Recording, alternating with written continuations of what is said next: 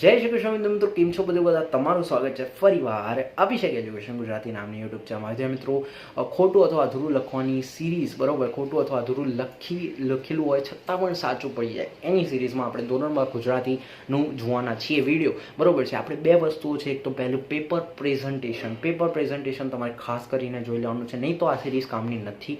બીજું, આપણે એ વસ્તુ જોવાની છે કે આપણે કોઈ શિક્ષકનું અપમાન કરવા ઈચ્છતા નથી, કારણ કે આપણે એવું માનીએ છીએ કે એક શિક્ષક પછી છે પહેલાં માણસ છે, અને માણસની સાયકોલોજી હોય છે. તો એ માનસિકતાને ધ્યાનમાં રાખીને આપણે આ વિડીયો બનાવીએ છીએ કે કેટલાય વખત થયું હશે તમને કે ગુજરાતીમાં બહુ મહેનત કરી છે છતાં પણ ખોટું પડ્યું છે, બરોબર છે, અને ઓછા માર્ક્સ આવ્યા છે. એના માટે કામનું છે. અને કેટલીક વાર તમને આવડતું એને તમે કોરું છોડીને આવો, એના કરતાં તમે ખોટું લખીને આવો છતાં પણ સાચું પડે, એ આપણે આ વિડીયોમાં જોવાના છે. બહુ ઇમ્પોર્ટન્ટ થવાનું છે. તો ચાલો, તો આ વિડીયો મને જે છે બનાવવાનો ખરેખર બહુ જ વેલ્યુએબલ લાગે છે, અને તમારા માટે બહુ જ વેલ્યુએબલ હશે, કારણ કે તમે પણ જાણો છો તમારા ગુજરાતી અને ઇંગ્લિશમાં ફર્સ્ટ એક્ઝામ, સેકન્ડ એક્ઝામ, કાં તો વચ્ચેની જે એક્ઝામો તમારે લીધી હોય, આપી હોય, બરોબર, એમાં તમારે ગુજરાતી ઇંગ્લિશમાં સૌથી ઓછા આવ્યા હશે જો તમે બધા સબ્જેક્ટનું બરોબર રીતે ભણો છો, સમાન રીતે ભણો છો. ગુજરાતી અને ઇંગ્લિશમાં તમે ભણ્યું હશે તો પણ ઘણીવાર તમને એવું થયું હશે કે તમારું જે છે ખોટું પડ્યું છે ને એ જે છે ઇસ્યુ થયો છે. તો સિમ્પલ સમજો આ વસ્તુ કે જે છે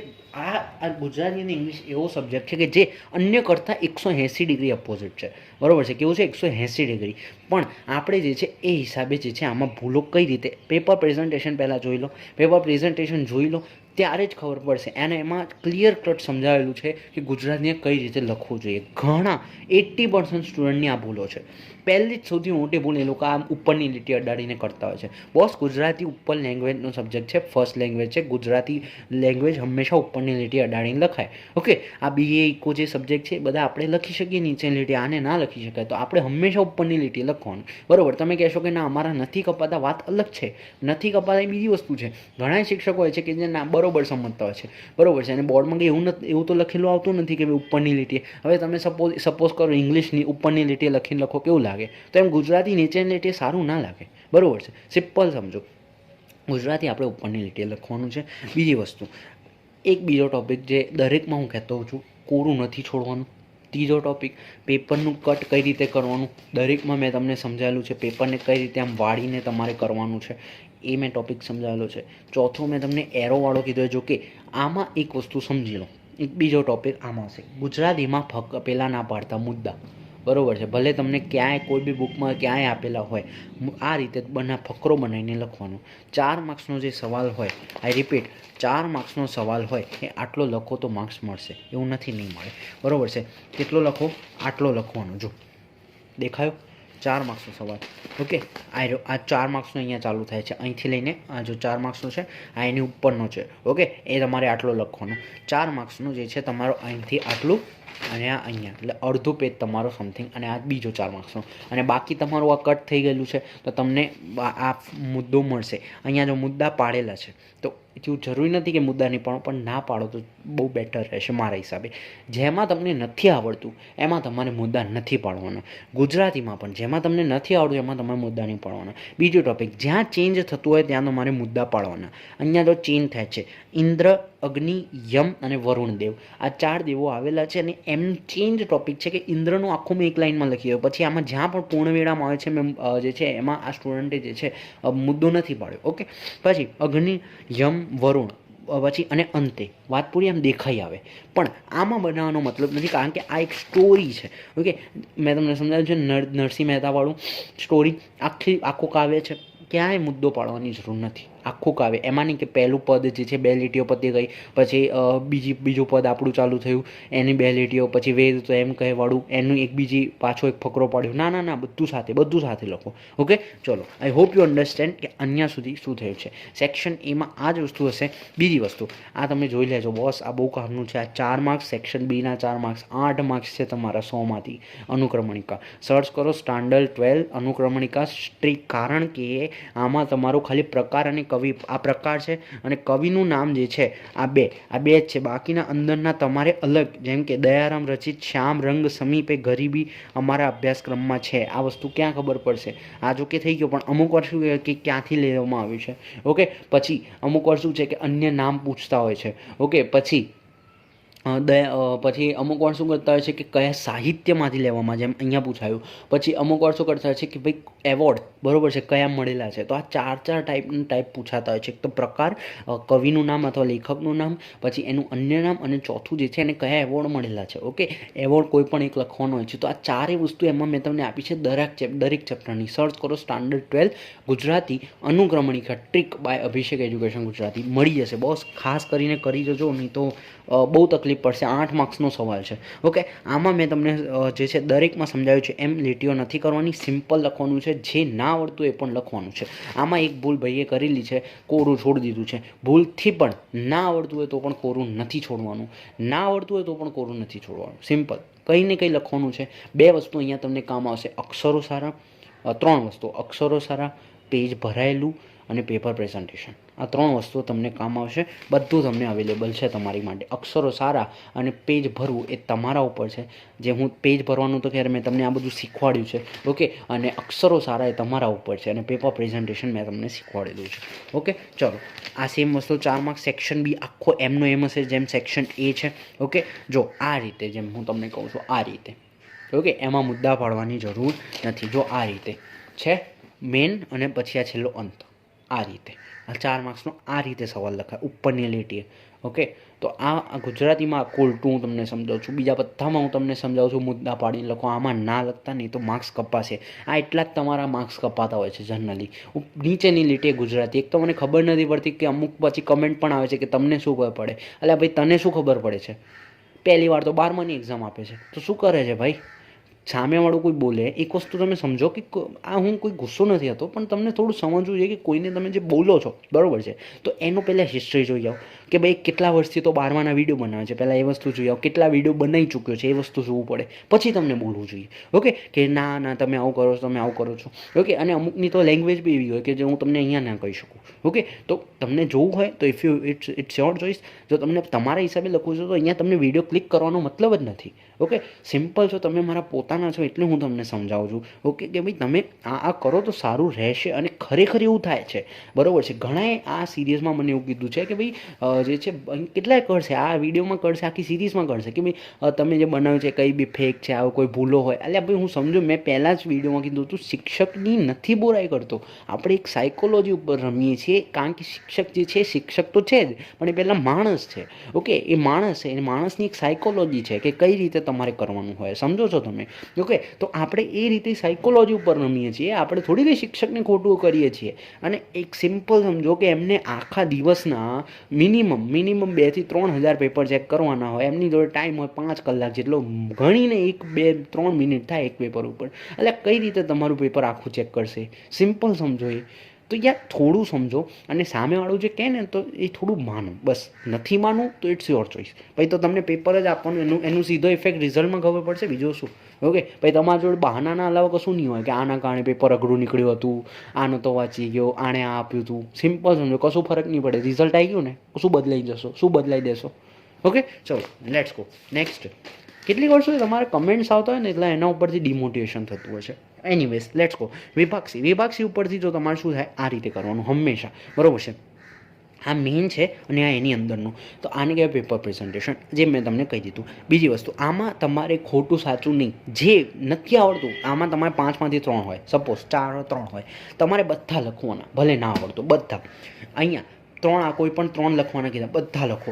કોઈ પણ 3 કીધા, બધા લખો. કોઈ પણ 1 કીધો છે, બધું લખવાનું, બરાબર. આમાં આ વખતે તમને ઓપ્શન પણ આપેલા, તો બસ કામ પણ 2 મિનિટ લખવામાં કંજૂસી કરવાની. બધું લખો, બરાબર છે. અને જો અથવા લખો, ખાલી લખો. આ જો કે આ વખતે તમારી બ્લુપ્રિન્ટ સારી છે એટલે કોઈ વાંધો આવશે નહીં. તમારે બધું જ લખવાનું. વ્યાકરણનો એક પણ ટોપિક કાપવાનો નથી. વ્યાકરણમાં 7માંથી તમને 5 કીધા છે, 7 લખો. સિમ્પલ સમજો. કેમ? આનું એક રીઝન છે. તમારું ખોટું પડશે તો બીજું સાચું પડી જશે. બીજું, દૂરથી શિક્ષકને લાગશે કે બોસ જે છે આણે 7 લખ્યા છે, બોસ એને આવડે છે, વાત પૂરી. ઓકે, તો આ એક સાયકોલોજી છે જે તમને કામ આવી શકે છે, બરાબર છે.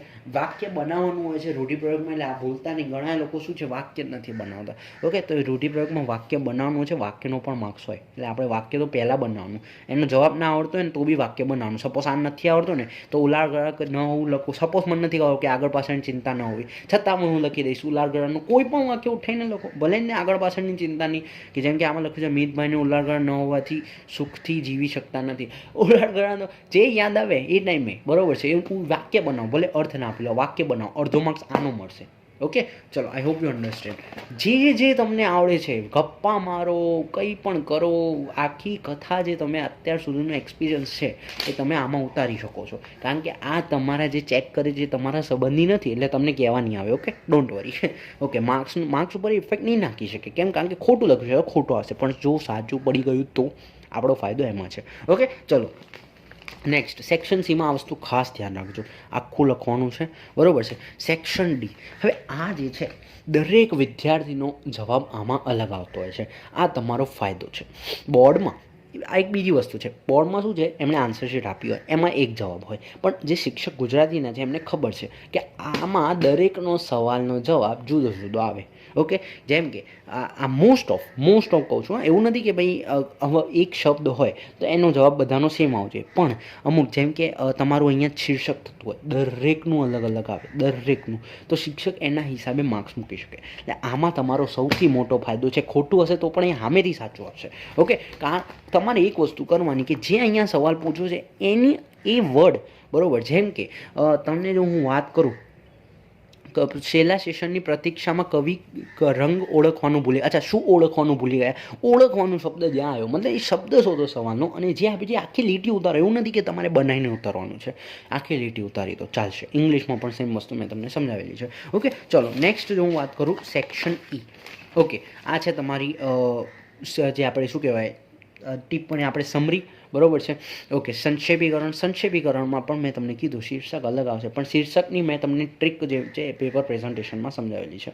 ઓકે, છતાં પણ હું તમને સમજાવી દઉં. કઈ હોય, 2 થી 3 વસ્તુ જોવાની. સૌથી પહેલાં એકનો એક વર્ડ જે છે એ આખા ફકરામાં રિપીટ થતો એ તમારો શીર્ષક બની શકે. બીજી વસ્તુ, ભારદાયક વર્ડ. આ જે છે તમારો શું થઈ શકે, ભારદાયક.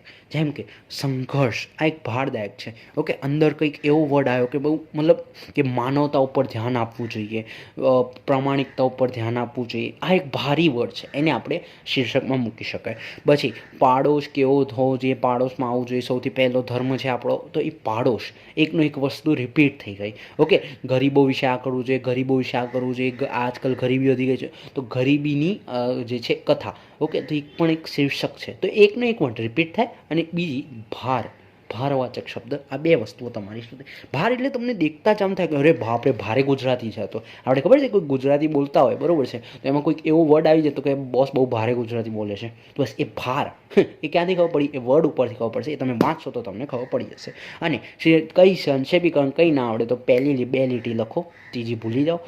આ ખરેખર સાચું છે. પહેલી 2 લીટી લખો, ત્રીજી ચોથી હટાવી દો, 5મી 6ઠ્ઠી લખો, 7મી 8ઠી હટાવી દો, ને છેલ્લી 2 લખો ટૂંકી કરીને, વાત પૂરી. સાચું પડશે. આ આખું 5માંથી 5 તો કોઈને ના મળે ભાઈ, બરાબર છે. 5માંથી 5 કોઈને નહીં આપતા, 5માંથી 3 મળે બહુ છે આપણે. ઓકે, અને ગુજરાતીમાં એક વસ્તુ યાદ રાખો, આપણે 85-90ની ઉપર નહીં, શું વિચારવાનું જ નહીં. આવે એ વસ્તુ અલગ છે. 85-90ની ઉપર વિચારવાનું જ નહીં. આની અરજીની તમને મળી જશે. આ ફોર્મેટ બહુ ઇમ્પોર્ટન્ટ છે. આ તમને કોઈ નથી જોતું, કોઈને. આ બધી ગુજરાતીમાં આ ફાયદો છે. સેક્શન ડીથી લઈને બેઠો સવાલનો જવાબ આપેલો જ નથી હોતો. ઓકે, આ તમારે જાતે બનાવવાનું હોય તો આ બધું ફાયદો છે. સેક્શન ઈમાં તમારે ફોર્મેટ મેન આવશે, આના માર્ક્સ મળશે, આના મળશે, આના મળશે, અને આના મળશે, અને આનો 1 માર્ક્સ હોય. અને એમાં પણ તમે આ રીતે અક્ષરો સારા કાઢીને પેપર પ્રેઝન્ટેશન બોક્સ બનાવીને કર્યું હોય તો બેસ્ટ છે, ફૂલ માર્ક્સ આપશે. ઓકે, પછી ગદ્યાર્થ અને પદ્યાર્થ છે. ટાઈમ બચશે. આઈ રિપીટ, ટાઈમ ફૂલ હશે ગુજરાતી અને ઇંગ્લિશમાં બંને લખવાના. અને બંનેના વિડીયો તમને મળી જશે આપણી ચેનલ પર. સર્ચ કરો સ્ટાન્ડર્ડ 12 ગુજરાતી ગદ્યાર્થકરણ, પછી જે છે બાયભિષેક એજ્યુકેશન ગુજરાતી, સ્ટાન્ડર્ડ 12 ગુજરાતી ગદ્યાર્થ શું બોલું છું, ભાવાર્થ અને વાદાત્મક. ઓકે, આઈ રિપીટ, સોરી, ભાવાર્થ અને વાદાત્મક બંનેનો ટાઈમ મળશે, બંને લખવાના. અને બંને આપણી ચેનલ પર સ્ટાન્ડર્ડ 12 વાદાત્મક લેખન બાયભિષેક એજ્યુકેશન ગુજરાતી, અને સેમ ઉલટું પહેલામાં ભાવાત્મકમાં બંને તમારે લખવાના. ઓકે, વાદાત્મક અને ભાવાત્મક બંને અથવા કરીને આ રીતે તમારે લખવાનું. ઓકે, ચલો, ટાઈમ મળશે એટલા માટે માટે કહું છું. અહીંયા હું તમને જો કહું 2 પેજનો નિબંધ છે, ફરક પડ્યો તો પણ આ જ પેજ, આ જ નિબંધ 8માંથી 6નો હકદાર છે. આ જ નિબંધ 8માંથી 6, પહેલાંનો 8માંથી 6. તમારે કેટલા પેજનો? આ 2 પેજનો છે, પણ તમારે કેટલા પેજનું લખવાનું ખબર છે? તમારે જે છે મિનિમમ તો નહીં, મેક્સિમમ તો નહીં, બટ નોર્મલ કહું છું કે 2.5 મતલબ 2.5 પેજની આસપાસ લખવાનો, 2.5 થી 3 પેજ, બસ આટલું લખો. મેં જોયા છે 7 પેજ ભરતા હોય છે. એટલે માણસ છે શું છે તું? એટલે માણસ છે શું છે? કેટલું લખીશ? સામેવાળાને ચેક કરવાનું તો ક્ષમતા હોવી જોઈએ, કેટલું વાંચશે તારું?